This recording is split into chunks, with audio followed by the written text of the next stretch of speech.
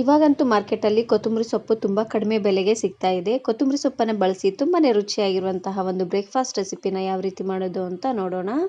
ಇದನ್ನು ಮಾಡಲಿಕ್ಕೆ ನಾನಿಲ್ಲಿ ಒಂದು ಅರ್ಧ ಕಟ್ಟಾಗುವಷ್ಟು ಕೊತ್ತಂಬರಿ ಸೊಪ್ಪನ್ನು ತಗೊಂಡಿದ್ದೀನಿ. ಹಾಗೆಯೇ ಒಂದೇ ಒಂದು ಆಲೂಗಡ್ಡೆ, ಒಂದು ಈರುಳ್ಳಿನ ತಗೊಂಡಿದ್ದೀನಿ. ಹಾಗೆಯೇ ಮನೆಯಲ್ಲಿರುವಂತಹ ಸ್ವಲ್ಪ ತರಕಾರಿಗಳನ್ನ ತಗೊಂಡ್ರೆ ಆಯಿತು. ತುಂಬಾನೇ ರುಚಿಯಾಗಿರುವಂತಹ ಒಂದು ಬ್ರೇಕ್ಫಾಸ್ಟ್ ರೆಸಿಪಿನ ನೀವು ಇಲ್ಲಿ ಮಾಡ್ಕೊಳ್ಬೋದು. ಇದನ್ನು ಮಾಡಲಿಕ್ಕೆ ಮೊದಲು ನಾನಿಲ್ಲಿ ಒಂದು ಕುಕ್ಕರ್ಗೆ ಸ್ವಲ್ಪ ಎಣ್ಣೆನ ಹಾಕ್ಕೊಳ್ತಾ ಇದ್ದೀನಿ. ಒಂದು 4 ರಿಂದ 5 ಚಮಚ ಆಗುವಷ್ಟು ಎಣ್ಣೆನ ಹಾಕ್ಕೊಳ್ಳಿ. ಎಣ್ಣೆ ಜೊತೆಗೆ ಸ್ವಲ್ಪ ತುಪ್ಪನೂ ಸಹ ನೀವಿಲ್ಲಿ ಹಾಕ್ಕೊಳ್ಬೋದು. ಎಣ್ಣೆ ಸ್ವಲ್ಪ ಕಾಯ್ತಿದ್ದಂಗೆ ಇವಾಗ ನಾನಿಲ್ಲಿ ಸ್ಪೈಸಸನ್ನು ಹಾಕ್ಕೊಳ್ತಾ ಇದ್ದೀನಿ. ನಾನಿಲ್ಲಿ ಚಕ್ಕೆ, ಏಲಕ್ಕಿ, ಲವಂಗ ಹಾಗೆಯೇ ಒಂದೇ ಒಂದು ಸ್ಪೂನ್ ಆಗುವಷ್ಟು ಜೀರಿಗೆನ ಹಾಕ್ಕೊಳ್ತಾ ಇದ್ದೀನಿ. ಎಲ್ಲ ಮಸಾಲೆಗಳನ್ನು ಸ್ವಲ್ಪ ಎಣ್ಣೆಲೆ ಈ ರೀತಿಯಾಗಿ ಫ್ರೈ ಮಾಡ್ಕೊಳ್ಳಿ. ಫ್ಲೇವರ್ ತುಂಬಾ ಚೆನ್ನಾಗಿ ಬರುತ್ತೆ. ಇದಕ್ಕೆ ನಾನಿಲ್ಲಿ ಉದ್ದವಾಗಿ ಕಟ್ ಮಾಡಿರುವಂತಹ 2 ಈರುಳ್ಳಿ ಹಾಗೆಯೇ ಸ್ವಲ್ಪ ಕ್ಯಾರೆಟು, ಸ್ವಲ್ಪ ಬೀನ್ಸನ್ನು ಹಾಕ್ಕೊಳ್ತಾ ಇದ್ದೀನಿ.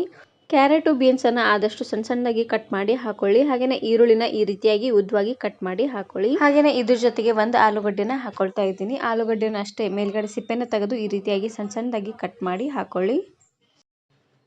ನೋಡಿ, ಎಲ್ಲ ತರಕಾರಿನ ಹಾಕಿದಾದ್ಮೇಲೆ ಉರಿನ ಪೂರ್ತಿಯಾಗಿ ಲೋ ಫ್ಲೇಮ್ನಲ್ಲೇ ಇಟ್ಟು ತರಕಾರಿ ಎಲ್ಲ ಸ್ವಲ್ಪ ಸಾಫ್ಟ್ ಆಗೋವರೆಗೂ ಇದನ್ನು ಬೇಯಿಸ್ಕೊಳ್ಬೇಕು. ತರಕಾರಿ ಎಲ್ಲ ಸಾಫ್ಟ್ ಆಗಲಿ ಅಷ್ಟರಲ್ಲಿ ನಾನಿವಾಗ ಒಂದು ಮಸಾಲೆನ ರೆಡಿ ಮಾಡ್ಕೊಳ್ತೀನಿ.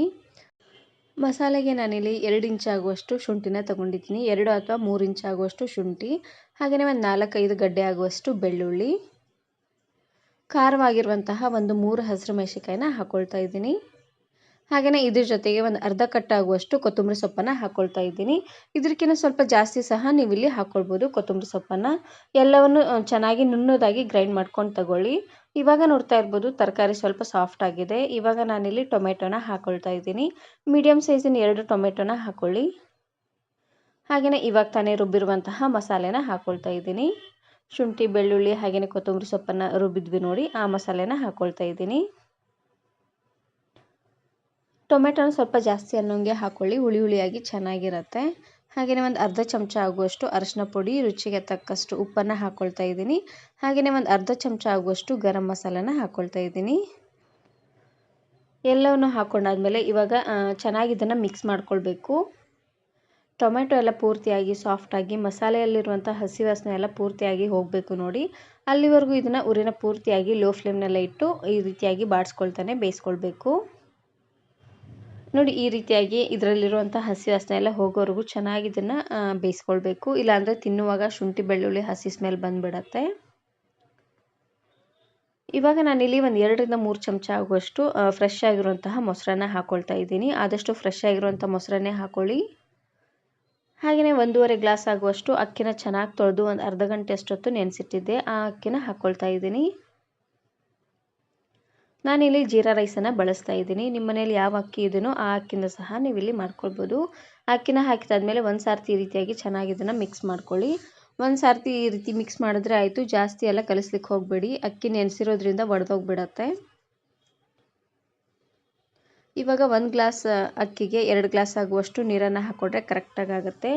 ನಾನಿಲ್ಲಿ 1.5 ಗ್ಲಾಸ್ ಆಗುವಷ್ಟು ಅಕ್ಕಿನ ಹಾಕ್ಕೊಂಡಿದ್ದೀನಿ. ಹಾಗಾಗಿ ಹೆಚ್ಚು ಕಡಿಮೆ ಒಂದು 2.25 ಆಗುವಷ್ಟು ನೀರನ್ನು ಹಾಕ್ಕೊಳ್ತಾ ಇದ್ದೀನಿ.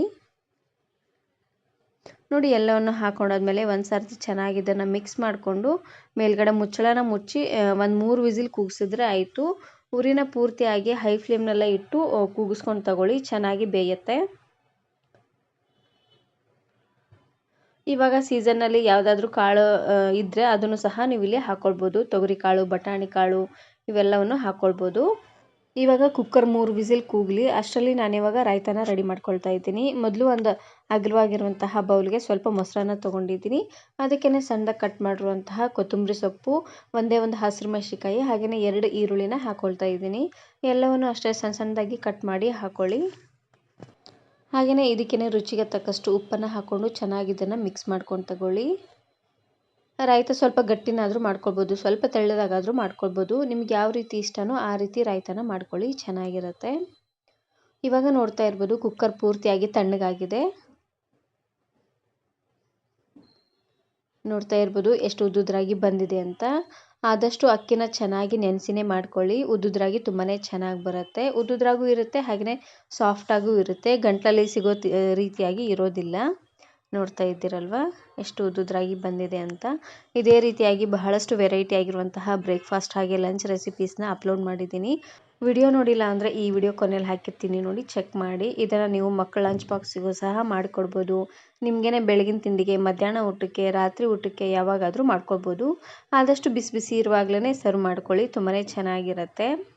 ಈ ಚಳಿಗೆ ಬಿಸಿ ಬಿಸಿಯಾಗಿ ಈ ರೀತಿಯಾಗಿ ತರಕಾರಿನ ಹಾಕಿ ಪಲಾವನ್ನು ಮಾಡ್ಕೊಳ್ಳಿ, ತುಂಬಾ ರುಚಿಯಾಗಿರುತ್ತೆ.